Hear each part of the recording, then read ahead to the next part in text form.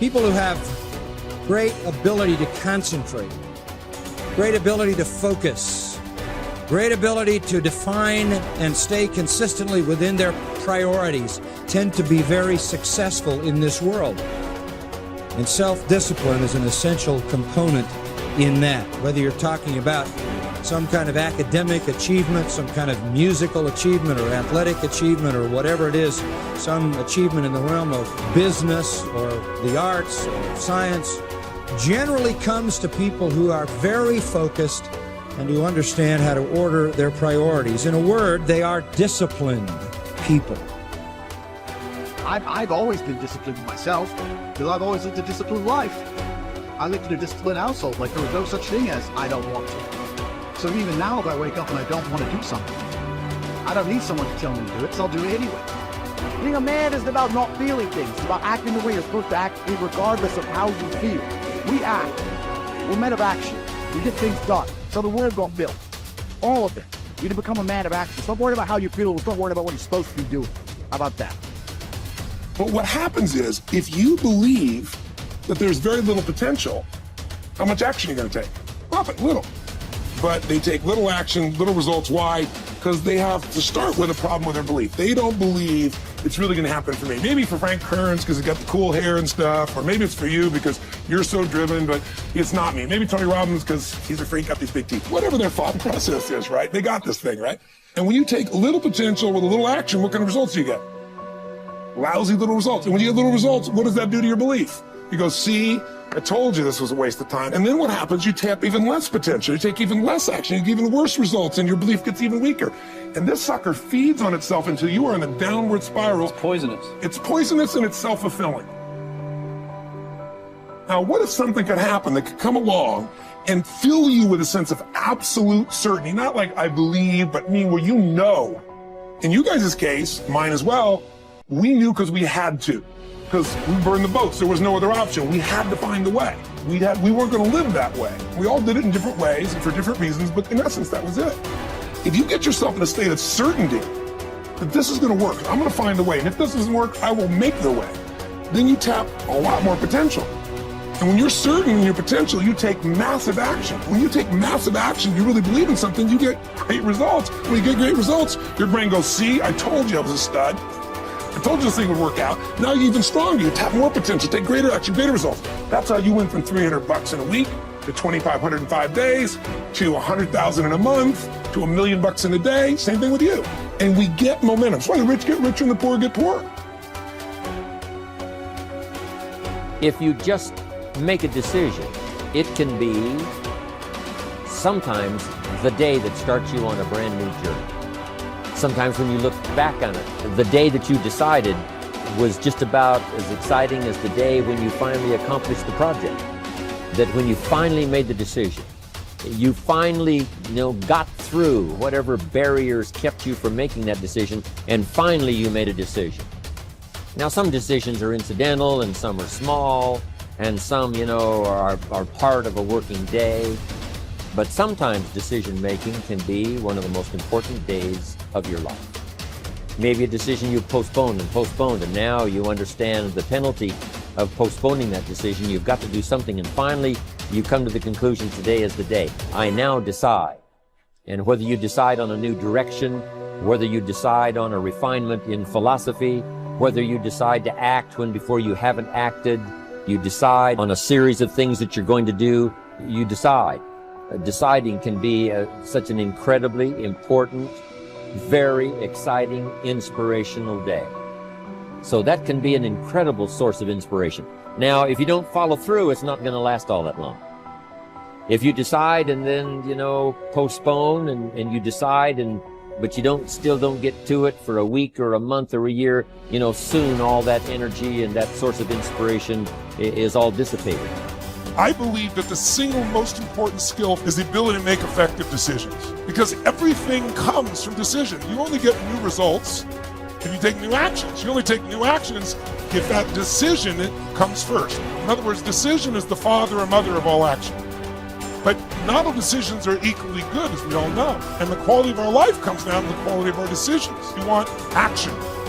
Action means you have to make some decisions along the way. And decisions, most people are so afraid to make the wrong decision, they don't make any decision. That is what you really need to be afraid of, being stagnant. So, get up and go. That idea isn't going to execute itself. You have to do it, and you have to do it now. Don't wait anymore. Don't think anymore. Don't plan anymore. Don't contemplate anymore. Don't make any more excuses or justifications. Don't rationalize anything else. No. Take the risk. Take the gamble. Take action now. No complacency. By 66, Pompey had already earned the title Magnus, making him, in fact, and in name, Pompey the Great. He had reconquered Spain. He had served as Rome's consul not once but twice. He had defeated Spartacus in the Third Servile War. And now he was being sent to dispatch the Cilician pirates who terrorized the Mediterranean. Before he left, he stopped for a private consultation with the Stoic philosopher Posidonius, one of the great minds of the ancient world. Posidonius's advice might have seemed rather redundant. Be the best and always superior to others, he had told the ambitious general, quoting a line from the Odyssey. But Posidonius wasn't talking about achieving more victories over the enemy. He was talking about conquering the self, not honors, but being honorable. Plutarch tells us about a far less famous general and statesman in Greece, many generations before Pompey. Despite his brilliance on and off the battlefield, Epaminondas was appointed to an insulting minor office in Thebes. In fact, it was because of his brilliance that he was put in charge of the city's sewers. Instead of being provoked or despairing at his irrelevance, a number of jealous and fearful rivals thought it would effectively end his career. Epaminondas took fully to his new job, declaring that it is not the office that brings distinction to the man. It is the man who brings distinction to the office. With hard work and earnestness, Plutarch wrote, he proceeded to transform that insignificant office into a great and respected honor, even though previously it had involved nothing more than overseeing the clearing of dung and the diverting of water from the street. Best is the person who adds shine to their accomplishments with their discipline, not the other way around. This is what Posidonius was trying to tell Pompey, although Pompey failed to fully realize it. In the end, it's not about what we do, it's about how we do it, and by extension, who we are.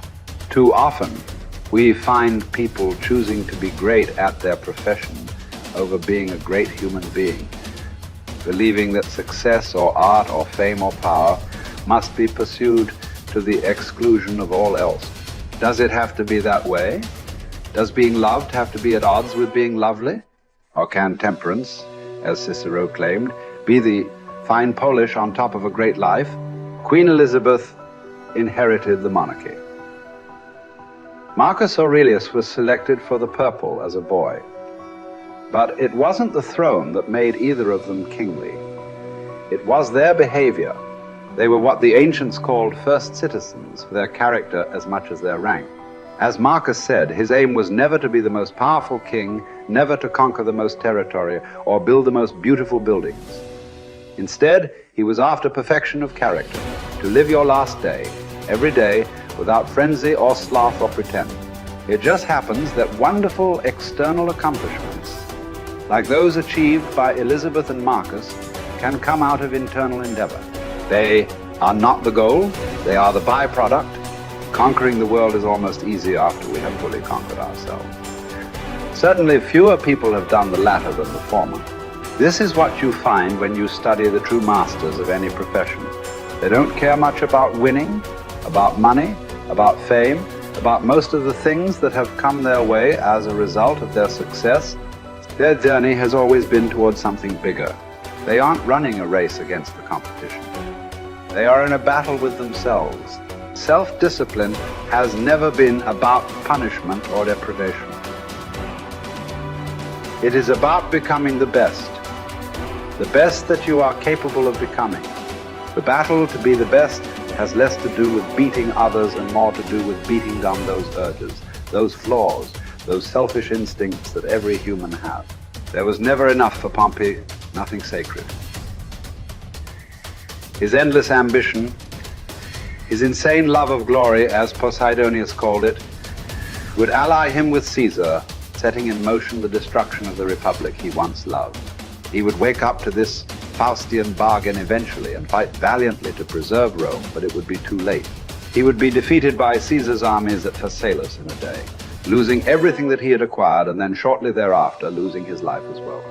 His last words would quote another ancient playwright, Sophocles: "Whoever makes his journey to a tyrant's court becomes his slave, although he went there a free man. By chasing the wrong kind of best, fame, fortune, power winning, Pompey had chained himself to the worst. It cost him everything." As it does for all of us, when we compromise, when we relax our discipline, when we make exceptions and do what is expedient instead of what we know is right.